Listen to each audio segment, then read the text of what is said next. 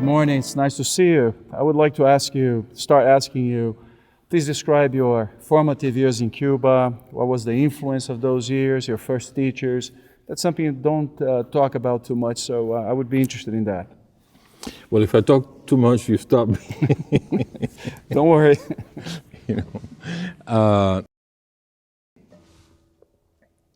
I started playing the guitar. I was, I think, 8 years old, and they have these Mexican trios, sing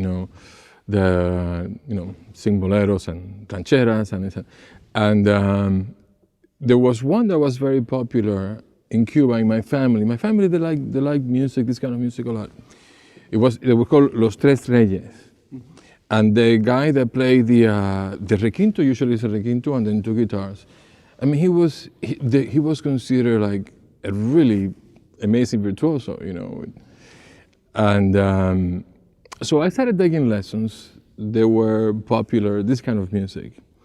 And then soon enough, I was able to play these things that this man was playing.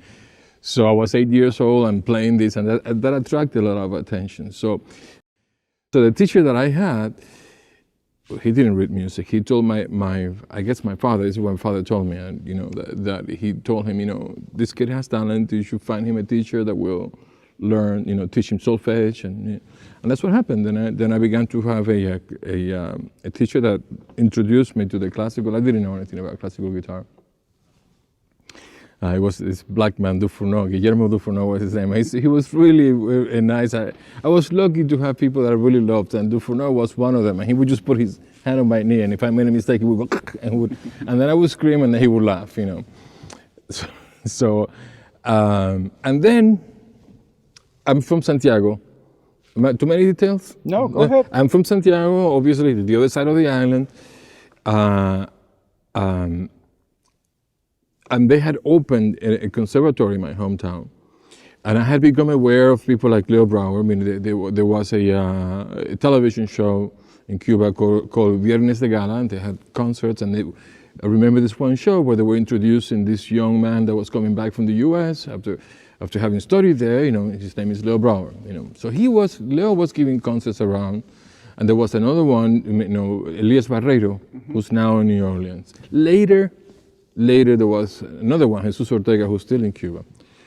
So one day, I'm making it too long. I'll go to the point is that the local conservatory opened the guitar department. And one of these concert people, Elias Barreiro, suggested to my family that I should go there. So I began to have lessons with a teacher there, and at the same time, still with Dufourneau. How many years did you stay with that first guy in the conservatory? I'm gonna guess maybe 4 years or so. I'm not sure. And how was that? What do you remember about that very beginning? Well, the thing that I have to say is that I think is important is because there are a lot of ways, as you know, that you can influence people. And with him and his wife, Georgina was her name, they treated me like I was a child. They didn't have any children, and I adore them. And I remember going home, troubled because I don't know who I love more, my parents or of my teacher and his wife. And so the only thing one thing that was really nice is that people like Brouwer would come into the town, or Barreiro, and we would get together with him and play for him. So we did have contact with with these people that would come to play.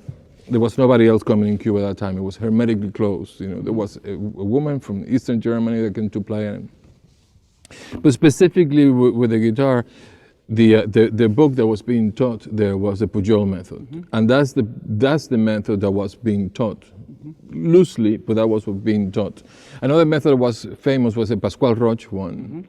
So we basically went through the books, the Pujol books, and for the second one, I went through it in 2 months or something, which was all exercises, and I mean, I don't know if I did it well or not, but that's, So that was really basically the environment. I loved having the lessons. I would sit outside my teacher's classroom hoping that some of the students would not come, so would have an extra lesson. Is it fair to say that maybe those early years in Cuba were the beginning of the Barrueco way of playing, or would you say that changed after you went to the US and to Peabody? Well, I mean, it was a huge influence for me. You know, I mean, that's who I am. But if we're talking more about specifics, how to play, most of that changed later on. I mean, there are certain things that remained. Probably the main one was Brouwer's influence, you know, in the sense that, you know, he would say, you know, to me that to be a musician, you know, to become a musician, not only a guitarist, and I wanted to be like him. The dream in my life was, you know, to become like him. So whatever he said, I would do, you know, and that's something that stayed with me for the rest of my life. Mm-hmm. Talking about influences, a lot of people believe that you are a clear break from the Segovia tradition, and that Segovia did not have much of an influence on you. What can you tell us about that?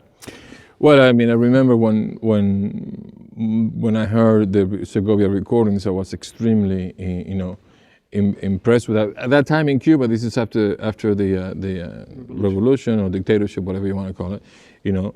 You know, there were no records to be bought anymore, but some people had, you know. So I remember one LP, you know, and then one side of that Segovia LP was all Albenes and Granados. Mm-hmm. So you figure that one out.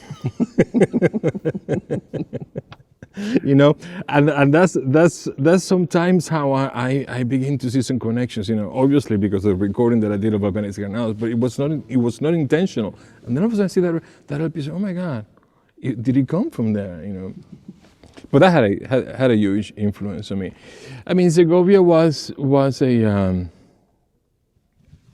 he was a god. In Cuba, he was a god, and at those times, you know, even when I went to the U.S., you know, I mean, people would do things just because Segovia did it that way. Mm-hmm. I mean, the teachers would say, you should put your finger here. Why? Because Segovia does it that way.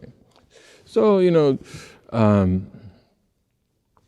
what happened to me was that I had a couple of influences, you know, that pushed me in a direction of questioning things and not following that path, you know. I think it's fair to say that one of them was Leo. I don't know if he feels that way now or not. And the other one was my teacher at Peabody, Aaron Shearer. I mean, I remember when I first met him, and he asked me who did I like. I said, I don't like anybody. And he loved that. Now, when I say that, I understand how that sounds. But please remember, I was 18 years old, 17 years old, you know, and I was just really saying what I thought. Mm-hmm. Which doesn't mean that I wasn't impressed. Mm-hmm. with what I saw. I mean, I had seen, in Cuba, I had not seen any of the big names, and you know, all of a sudden I saw Segovia, and you know, and I saw Bream. I mean, this is all 67, 68, and I saw Williams, and it was like, my God, I've never seen this in my life, this kind of control. So, so with Segovia, what there's probably nobody that has more admiration for him than I do. I think the work that he did is monumental for the guitar. And I think the criticisms against him are totally unfair.